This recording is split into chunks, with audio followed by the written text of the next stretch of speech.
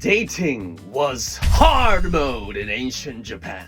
Around 1,000 years ago, during what we call the Heian period, people of the nobility carried out completely different courting customs centering around poetry. If I rate the public safety level of Japan now at like 80, the public safety level of the Heian period was like minus 5,000. So nobles kept their precious daughters within their manors, and it was very rare that they went outside. At some point, noble women felt that showing their faces in public at all was as embarrassing as how Japanese women now might feel about attending a wedding reception without makeup. So noblemen rarely had a chance to meet women face to face. It was like the dating arena now, minus workplaces, minus online dating platforms.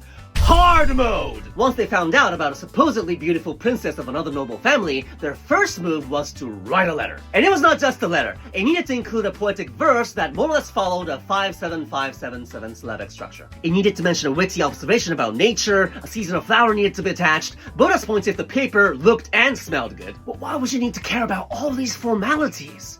Here's why. It's because the letter goes through parental screening. Madam, a letter has arrived from a gentleman. Well, what do we have here?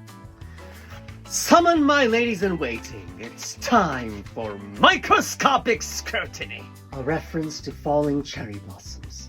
Timely, but textbook poetry. Boring. I like his penmanship, though. A hint of sandalwood and a lot of agarwood. This boy's rich. Madam, the council approves of this gentleman. Alright girls, we'll ignore this first letter in accordance to our long tradition of playing hard to get. Meanwhile, initiate Operation Background Check.